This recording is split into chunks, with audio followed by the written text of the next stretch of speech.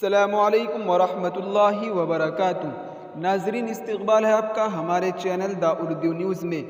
ہریانہ کے 9 ضلع میں فساد متاثرین کی مدد تعاون کے لیے شہر و ضلع سہارنپور کی فعال تنظیم متحدہ مجلس عمل کے ایک راحتی وفد نے ہریانہ کے 9 میں متاثرہ مقامات کا دورہ کیا اور متاثرین سے ملاقات کر کے ان کا نقد تعاون کیا۔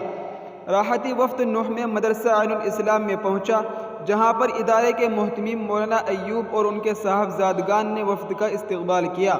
اس دوران 20 فساد متاثرین میں سے ہر ایک کو 10-10 ہزار روپے اہل سہارنپور کی جانب سے دیے گئے تاکہ متاثرین کچھ مدد ہو سکے اور وہ اپنی ضروریات زندگی پوری کر سکے۔ اسی طرح وفد نے ایک خاص رقم ان جیل میں بند نوجوانوں کی قانونی امداد کے لیے بھی پیش کی جنہیں غلط طریقے سے ماخوذ کیا گیا تاکہ ان کو رہائی کی راہ ہموار ہو سکے۔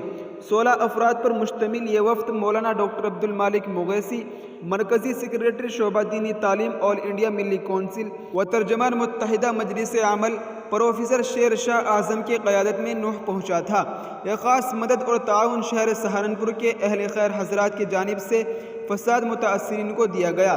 اسی طرح متحدہ مجلس عمل کے ارکان نے بھی ذاتی طور پر تعاون پیش کیا۔ مذکورہ رقم وفد نے مولانا ایوب، مولانا ہاشم نمائندہ، مفتی راشد قاسمی روح روا و شیخ الحدیث دارالعلوم محمدیہ میل کھیڑا راجستھان، مولانا احمد قاسمی، مولانا امجد قاسمی، مولانا حسن وغیرہ کی موجودگی میں متاثرین کے درمیان تقسیم کی۔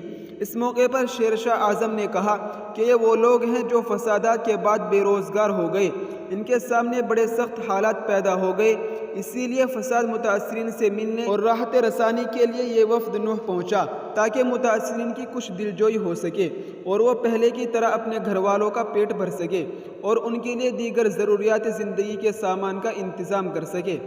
جی ہاں ناظرین، آپ کو بتاتے چلے کہ مولانا ڈاکٹر عبدالمالک مغیثی نے کہا کہ کچھ دنوں قبل جب ہم نے یہاں کا دورہ کیا تو محسوس ہوا کہ 9 میوات فسادات میں متوسط اور غریب طبقہ سب سے زیادہ متاثر ہوا ہے۔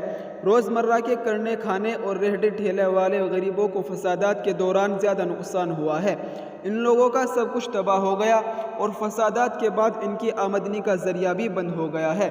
اسی لیے یہ امداد متاثرین کو راحت دینے کے لیے متحدہ مجلس عمل نے پیش کی۔ انہوں نے عوام و خواص سے آپسی میل جول، بھائی چارہ اور امن و شانتی کے ساتھ رہنے کی تلقین کی، کیونکہ امن و شانتی کے ساتھ رہنے ہی میں ملک و ملت اور انسانیت کی ترقی اور بھلائی ہے۔ جی ہاں ناظرین، یہ اس وقت کی بہت اہم خبر تھی جس کو ہم نے آپ کے ساتھ شیئر کیا ہے۔ ہماری آپ سے گزارش ہے کہ ہماری اس ویڈیو کو زیادہ سے زیادہ شیئر کریں۔ السلام علیکم ورحمۃ اللہ وبرکاتہ۔